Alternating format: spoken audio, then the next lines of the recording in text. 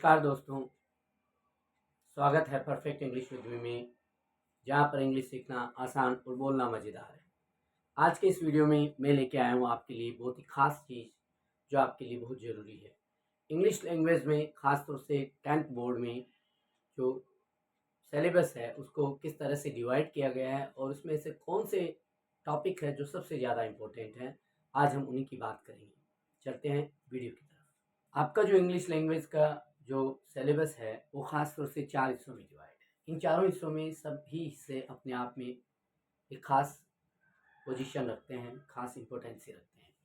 इन्हीं हिस्सों को पहले हम स्टडी करते हैं कि कौन कौन से 4 हिस्से हैं जिनमें हमारा सिलेबस बटा हुआ है।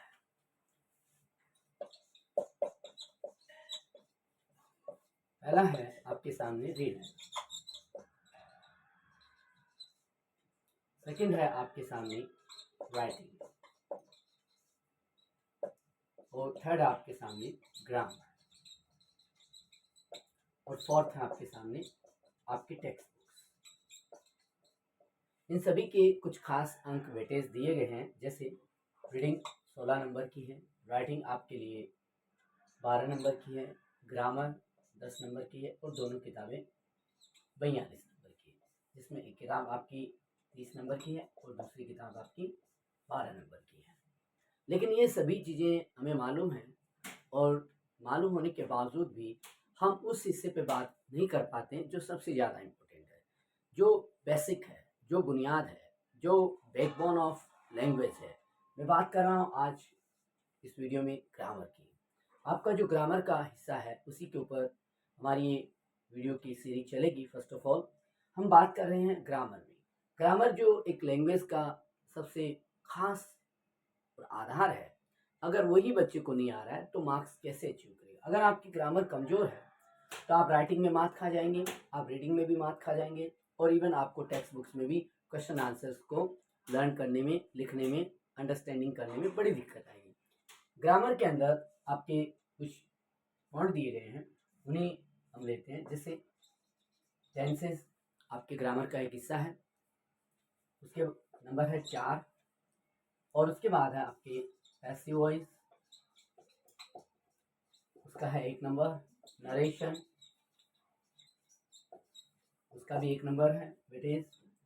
फिर है आपके सामने सब्जेक्ट, वर्ब, कॉनकॉर्ड, जिसके आपके लिए 2 नंबर है।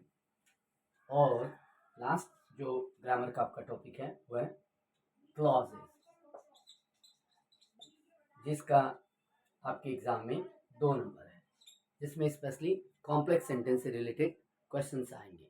तो साथियों, ये ग्रामर के जो 5 टॉपिक है, इन्हीं टॉपिक को पहले हमें स्टडी करना है ताकि हमारी इंग्लिश सॉलिड हो सके। आज की इस वीडियो में हम बात करेंगे सबसे इम्पोर्टेंट टॉपिक के ऊपर, ग्रामर का tenses, how to fill the blanks of tenses easily. किस तरह से हम अंग्रेजी में टेंस की जो खाली जगह आती है उसको बड़ी आसानी से और बड़ी इजी तरीके से सॉल्व कर सकते हैं, उसकी हम आगे बात कर रहे हैं और इसे हम लास्ट तक बने रहें ताकि आपको वो सभी चीज़ें पता चल सके। टेंसेस के कुछ गोल्डन रूल्स होते हैं, उन्हीं गोल्डन रूल्स को अगर हम जान लेते हैं तो हमारी टेंस की जो फिलिंग द ब्लैंक्स है वो एग्ज़ाम में इजीली सॉल्व हो जाती है। तो हम बात कर रहे हैं golden rules to fill the blanks of tenses. Tenses की जो खाली जगह आती है आपके एग्ज़ाम में 4 नंबर की, उनको किस तरह से हम आसानी से भरें, उनके इजीली जो कुछ रूल होते हैं उन्हें आज हम सीखेंगे। आज हम बात कर रहे हैं रूल नंबर फर्स्ट की। रूल नंबर फर्स्ट जिसके अंदर बात होती है कैसे, जैसे everyday, always, everyday, always, usually, generally,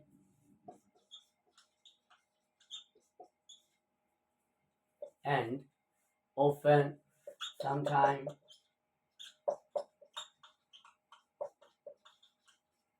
sometimes, never,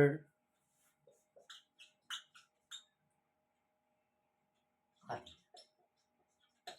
अगर ये सभी किसी टेंस के अंदर है, किसी सेंटेंस के अंदर है, ख़ास तौर से, तो आप वहाँ पर क्या यूज़ करेंगे, वहाँ पर आप फर्स्ट फॉर्म यूज़ करेंगे और फर्स्ट फॉर्म में एस या ई एस यूज़ करेंगे। क्या यूज़ करेंगे, फर्स्ट फॉर्म, फर्स्ट फॉर्म या first form with first form S और ई एस के साथ, यह आपके माइंड में रहेगी। कुछ एग्जांपल्स हम लेते हैं, क्योंकि ये सभी जो है हैबिट्स को बताते हैं। किसको बताते हैं, हैबिट्स को। ये सभी हैबिट्स को बताते हैं, हमारी जो रोजाना की जो आदतें होती हैं उनको ये बताते हैं। जैसे आपके सामने है एग्जांपल है, ही goes to school, he goes to school every day, he goes to school every day। यहाँ पर हमने फिल इन द ब्लैंक्स किया है। दूसरा एग्जांपल आपके सामने है, birds fly in the sky, birds fly in the sky। यहाँ पर भी आप देखिए हमने फ्लाई लिखा है फिल इन द ब्लैंक्स में। ये सभी रूल्स जो है आपके लिए बहुत जरूरी है। तो हमने पहला नियम पढ़ा है कि everyday, always, usually, generally, often, sometimes और नेवर आदि शब्द अगर आते हैं किसी भी सेंटेंस में, तो आप वहाँ समझ जाएंगे कि ये जो है प्रेजेंट सिंपल को शो कर रहा है। ये यहाँ पर हम फर्स्ट फॉर्म लगाएंगे सब्जेक्ट को देखकर, या हम फर्स्ट फॉर्म में एस या ई एस लगाएंगे सब्जेक्ट को देखकर। ये सभी हमारी हैबिट्स को शो करते हैं। ये सभी वर्ड्स जो है मोस्टली हमारी किसको से हाईलाइट करते हैं, हैबिट्स को। जैसे he goes to school every day, वो रोजाना विद्यालय जाता है। तो एवरीडे जो वर्ड आया है इससे हमें पता चल गया है कि इस खाली जगह में गो के साथ गोज आएगा। गोज क्यों आएगा, क्योंकि ही है यहाँ पर। अगर यहाँ आई होता तो हम क्या कर देते, I go to school every day, यहाँ गो का गो रह जाता अगर यहाँ सब्जेक्ट आई होता या वी होता। वीडियो के लास्ट तक बने रहे ताकि आप सभी गोल्डन रूल्स को अच्छे से लर्न कर सकें और आपके आउट ऑफ आउट मार्क्स आए। दूसरा दोस्तों, birds fly in the sky. अब ये आदत बताई जा रही है कि पक्षी आकाश में उड़ते हैं। डेफिनेटली आप सभी को मालूम है कि पक्षी जो है आकाश में उड़ते हैं। तो हमने यहाँ क्या लिखा, फ्लाई, क्योंकि सब्जेक्ट इसका प्लूरल है। रूल नंबर 2 जो बहुत ही ज़्यादा इम्पोर्टेंट है, हम बात करते हैं रूल नंबर 2 पे। रूल नंबर 2 जो है बताता है कि यदि वाक्य शाश्वत सत्य, शाश्वत सत्यों, वैज्ञानिक सत्य,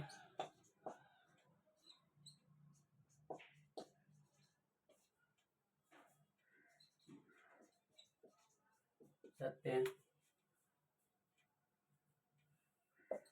साधारण सत्य और कहावतों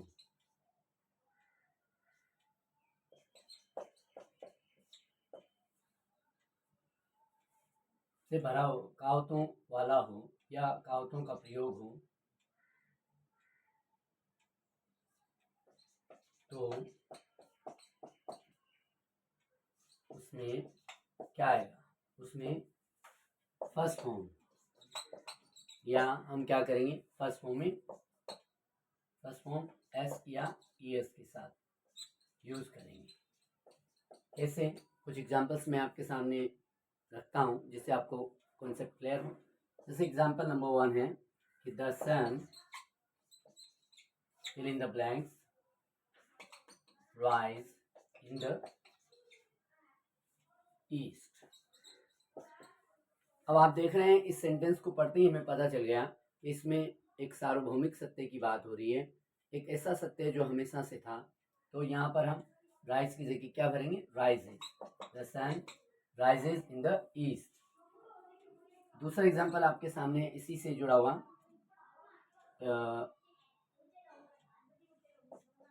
barking dogs seldom fill in the blanks. Barking dog seldom, तो आप देख रहे हैं ये इंग्लिश की कहावत है। तो यहाँ पर बहुवचन है बार्किंग डॉग, इसलिए हमने बाइट का बाइट रखा। अगर एक डॉग होता तो बाइट्स हो जाता। बार्किंग डॉग सेल्डम बाइट, भौंकने वाले कुत्ते कम ही काटते हैं या बहुत कम काटते हैं, है ना। एक और एग्जांपल आपके सामने है जिससे आपको पता चलेगा इंग्लिश के इन गोल्डन रूल्स का। Wood fill in the blanks over water. यहाँ पर वर्ब आपके लिए फ्लॉट। अब आपको पता है कि लकड़ी जो है पानी पर तैरती है, ये एक यूनिवर्सल ट्रूथ है, एक साइंटिफिक ट्रूथ है। या तो हम यहाँ लगाएंगे floats, would floats over the water. तो ये तीनों एग्जांपल्स जो है हमें स्पेशली बताते हैं कि किस तरह से हमें हमारे गोल्डन रूल्स को यूज़ करते हुए चीज़ों को लेना है। यदि वाक्य शास्त्र सत्यों, वैज्ञानिक सत्यों, साधारण सत्य, कहावतों आदि का प्रयोग हो तो उसमें हम क्या करेंगे, फर्स्ट फॉर्म लगाएंगे या फर्स्ट फॉर्म में एस या ई एस, ये डिपेंड करता है सब्जेक्ट पे। अगर सब्जेक्ट आई यू वी दे या प्लूरल है तो फर्स्ट फॉर्म लगाइए। सब्जेक्ट अगर ही सी इट और सिंगुलर है तो आप फर्स्ट फॉर्म में एस या ई एस का यूज करेंगे। जैसे the sun rises in the east, एक यूनिवर्सल ट्रूथ है। बार्किंग डॉग सेल्डम बाइट, ये एक इंग्लिश की कहावत है, इसलिए भी हमने यहाँ फर्स्ट फॉर्म का यूज किया है बार्किंग डॉग प्लूरल होने की वजह से। और वुड फ्लोट्स ओवर वाटर, ये भी एक वैज्ञानिक सत्य है कि लकड़ी जो है पानी पर तैरती है। ये रूल नंबर थर्ड जो बहुत ही खास है आपके लिए। रूल नंबर थर्ड कहता है यदि वाक्य में नाउ या टुडे या टुनाइट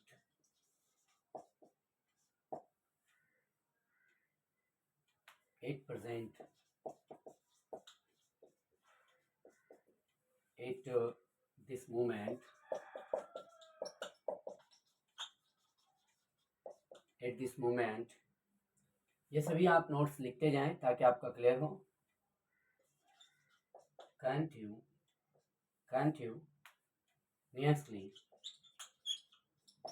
continuously या in these days या nowadays।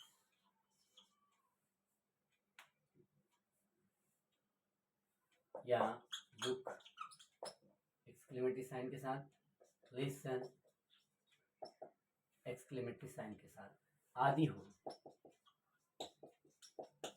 तो उससे हमें क्या पता चलेगा कि इस टेंस के अंदर, इस खाली जगह के अंदर आप क्या यूज करेंगे, is are am plus I N G form का यूज होगा। तो आपके सामने नियम क्लियर हुआ है कि यदि वाक्य में क्या हो, यदि वाक्य में now, today, tonight, at present, at this moment, continuously, in these days, now it is और लुक एक्सक्लेमेटरी साइन के साथ, लिसन एक्सक्लेमेटरी साइन के साथ आदि हो तो क्या करेंगे, इजारम आईएनजी फॉर्म का यूज होगा। यह आपके दिमाग में रहना चाहिए। अब हम इसके कुछ एग्जाम्पल समझते हैं और इसे वेरीफाई करते हैं कि वास्तव में ऐसा होता भी है कि नहीं। देखिए रूल नंबर 1 के इसी के अकॉर्डिंग सेंटेंस नंबर 1 है, लिखा है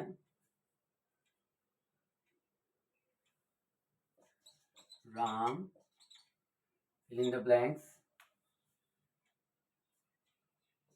in the room।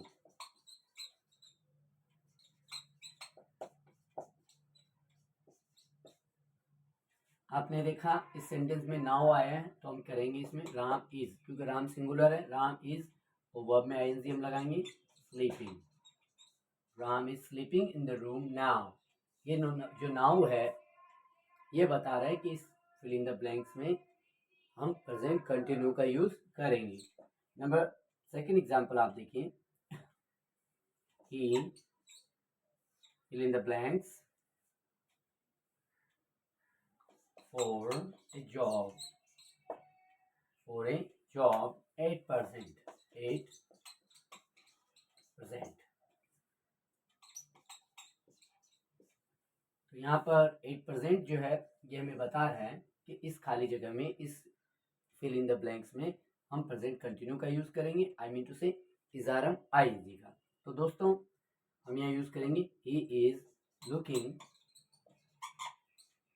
For a job. Number third example है जो आपके लिए और भी खास है,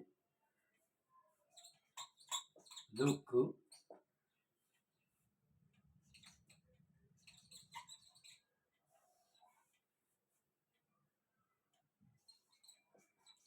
fill in the blanks, look a man fill in the blanks on the road।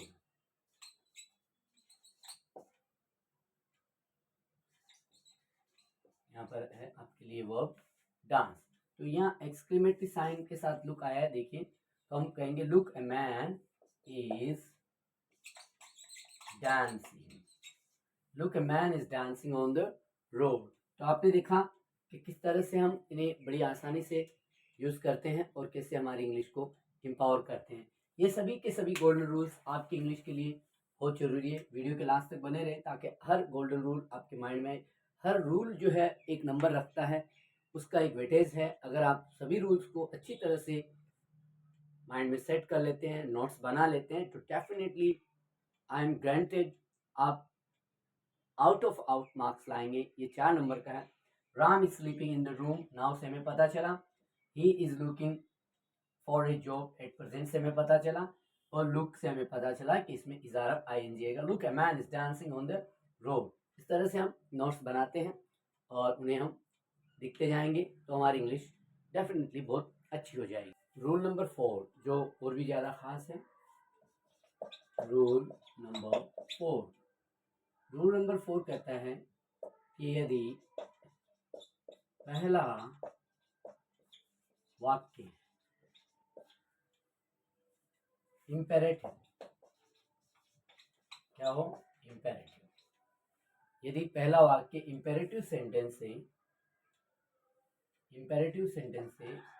Start हो तो दूसरे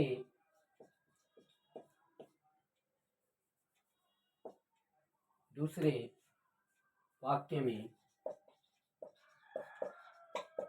is are am plus ING form आएगा। ये एक रूल हमारे सामने आता है कि यदि पहला वाक्य इम्पेरेटिव हो तो दूसरा वाक्य में या दूसरे वाक्य में इजारम आईएनजी फॉर्म का यूज करेंगे। एग्जाम्पल देखते हैं हम बिना किसी देरी के। लिखा है late me go home, late me go home, I fill in the blanks left। अब आपको वो भरनी है गेट। तो यहाँ पर हमें इंपेरेटिव सेंटेंस मिला कि लेट मी गो होम। तो इस सेंटेंस को देखते ही हमें पता चल गया कि आगे वाले में इजारम आईएनजी आना है, क्योंकि ये सेंटेंस पहला इंपेरेटिव है। तो let me go home, I am getting late. हमारा सेकेंड एग्जाम्पल है इसी से जुड़ा हुआ,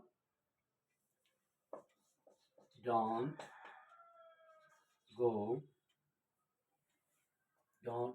gate out now, the train, fill in the blanks,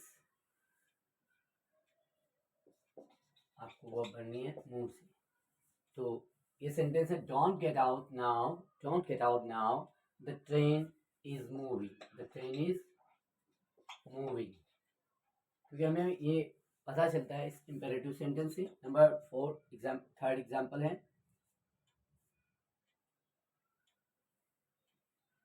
please don't make a noise. Please don't make a noise. Inverted comma, mother, verb है आपके सामने sleep. Mother is sleeping. आपने देखा, please don't make a noise, mother is sleeping. ये जो sentence है हमें बताता है कि किस तरह से हमारी जो इंग्लिश है उसमें इम्पेरेटिव सेंटेंस के वजह से आगे वाली जो जगह है उसमें हम क्या यूज़ करते हैं, is are am plus I N G, यदि पहला वाक्य इम्पेरेटिव हो। अब हो सकता है आपको पता नहीं इम्पेरेटिव वो सेंटेंसेस होते हैं फ्रेंड्स, या आपको आता भी होगा, जिनकी शुरुआत फर्स्ट फॉर्म से होती है, लेट से होती है, प्लीज से होती है, काइंडली से होती है, डू या डू नॉट से होती है। इन सभी सेंटेंसेस को हम इम्पेरेटिव कहते हैं। इंग्लिश में, हिंदी में इनका अर्थ है आदेशात्मक सुझाव वाले वाक्य। ऐसे वाक्य जिनमें हम आदेश देते हैं, सजेशन देते हैं। जैसे यहाँ पर लिखा है लेट मी गो होम, ये एक इम्पेरेटिव सेंटेंस है। डोंट गेट डाउन नाउ, ये भी एक इम्पेरेटिव सेंटेंस है। और please don't make a noise, ये भी एक इम्पेरेटिव। इसी वजह से हमने आगे वाली खाली जगह में इजारम आईएनजी का यूज किया है। रूल नंबर 5, जो आपके टेंस के गोल्डन रूल में इम्पोर्टेंस है, इसमें लिखा है कि यदि वाक्य में जस्ट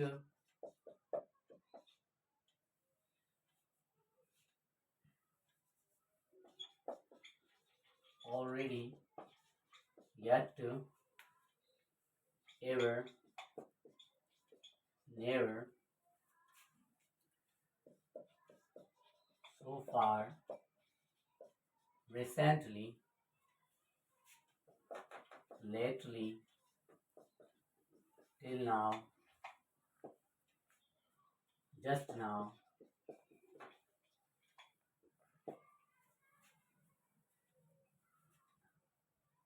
आदि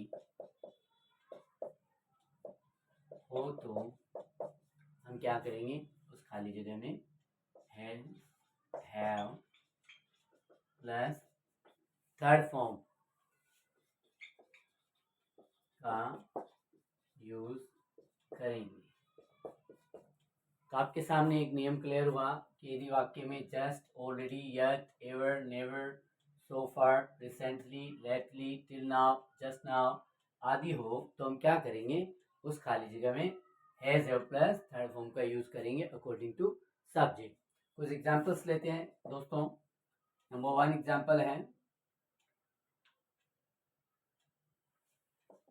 I, fill in the blank, never, fill in the blank,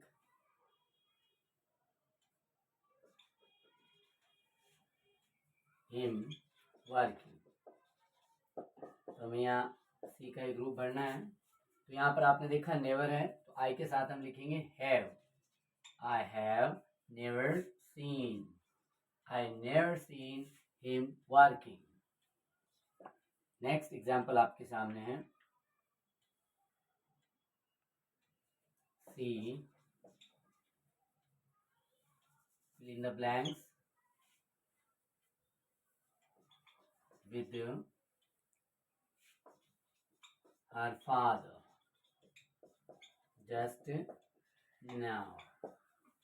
यहाँ में गो वर्ब का ग्रुप भरना है, तो हम लिखेंगे she has gone with her father just now.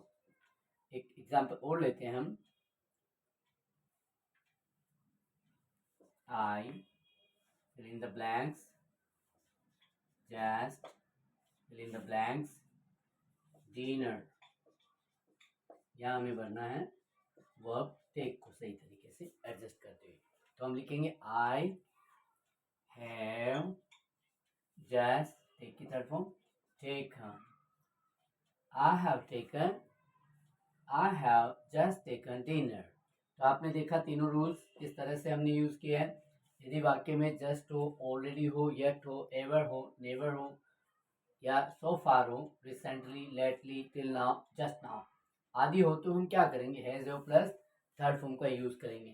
साथियों वीडियो के लास्ट तक बने रहें ताकि आपको हर वो चीज़ समझ में आ सके। Rule number 6। रूल नंबर 6 कहता है कि यदि वाक्य में सिंस, फॉर या ऑल टाइम्स का प्रयोग हो तथा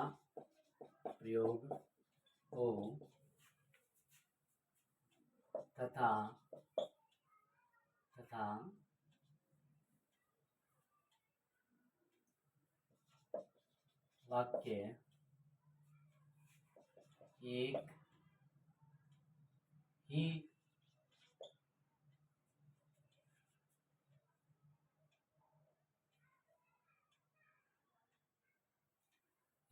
तो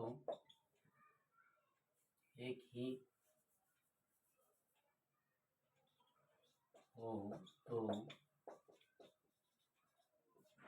इस स्थान में हम क्या करेंगे, has, have plus been plus ING form का प्रयोग करेंगे। तो रूल आपके सामने क्लियर हुआ कि यदि वाक्य में सिंस या फॉर या ऑल टाइम का प्रयोग हो तथा वाक्य एक ही हो तो उस स्थान में हम क्या करेंगे, has, have, been plus ING का प्रयोग करेंगे। जैसे एग्जाम्पल देखिएगा, it fill in the blank since morning. आपने देखा कि सिंस और फॉर और ऑल टाइम के बाद में समय होगा, निश्चित रूप से समय होगा, तभी हम यहाँ इसका यूज करेंगे। आपको एक वर्ब भरनी है, क्या, rain, rain. It has been raining. It has been raining since morning. Number second example है, he fill in the blanks in the garden for 2 hours. Verb आपके सामने वर्क, क्या है वर्ब, वर्क। तो हम क्या भरेंगे, ही है सब्जेक्ट इसका, हम भरेंगे he has been working, he has been working in the garden for 2 hours। यहाँ हमें पता चल रहा है कि सिंस और फॉर और ऑल टाइम के बाद का प्रयोग होता है किसी में तो निश्चित रूप से उसके बाद टाइम आता है। जैसे यहाँ पर देखिए टाइम दिया हुआ है, तो आप इस खाली जगह में क्या करेंगे, सेंटेंस एक ही है ये, तो आप इस खाली जगह में क्या भरेंगे, has, have, been plus ING form. एक एग्जाम्पल और आपके सामने है, देखिएगा,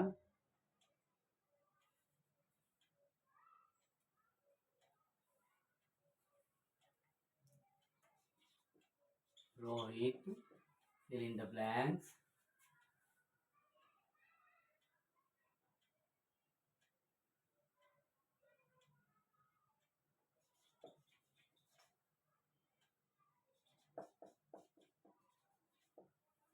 Rohit fill in the blanks food all time। हमें वर्ब दिया गया है कुक, तो हम कुक का क्या रूप भरेंगे, Rohit has been cooking food all time. Rohit has been cooking all time. आपने देखा किस तरह से ये रूल इफेक्टिव है। सिंस, फॉर और ऑल टाइम के बाद अगर टाइम दिया हुआ हो और सेंटेंस एक ही हो और उसके बाद एक ही हो तो रिक्त स्थान में क्या भरेंगे हम, has, have, been plus ING. देखो, it has been running since morning, यहाँ पर सिंस के बाद मॉर्निंग आया है तो हमें पता चल गया कि इस टेंस के अंदर, इस खाली जगह के अंदर प्रेजेंट परफेक्ट कंटिन्यू आएगा। आई मीन टू से हैज बीन, हैव बीन आएगा। यहाँ पर भी स्थिति है दोस्तों, he has been working in the garden for 2 hours।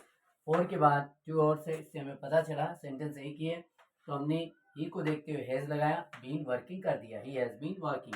Third example आपके सामने है, Rohit has been work cooking food all time. All time से पता चला है कि यहाँ प्रेजेंट परफेक्ट कंटिन्यू आएगा, क्योंकि इसके आगे कोई और दूसरा सेंटेंस नहीं है। तो हमने क्या किया, रोहित एक वचन है, सिंगुलर है, इसलिए हमने लगाया Rohit has been cooking food all time. Rule number 7, यदि सिंस के बाद रिक्त स्थान हो और रिक्त स्थान में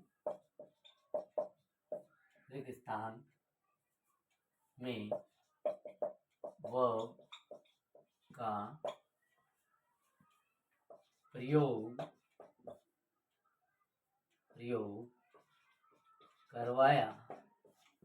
का प्रयोग करवाया जाता है, तो वहाँ पर सेकंड फॉर्म का यूज करें। एक एडवांस लेवल का नियम है ये। अभी जो रूल नंबर आपने 6 पढ़ा है उसी का एक रूप है ये। एग्जाम्पल देखिए, he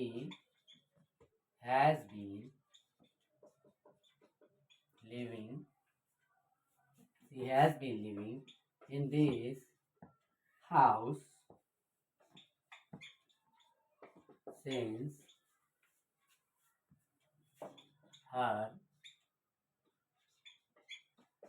husband fill in the blanks died का यूज करना आपको। तो आपने देखा कि सिंस के बाद रिक्त स्थान दिया गया है और दूसरा सेंटेंस चल रहा है, तो हम यहाँ पर डाई की सेकंड फॉर्म डाइड यूज करेंगे। She has been living in this house since her husband died।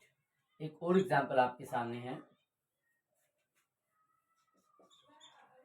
You have been working in this office। You have been working in this office since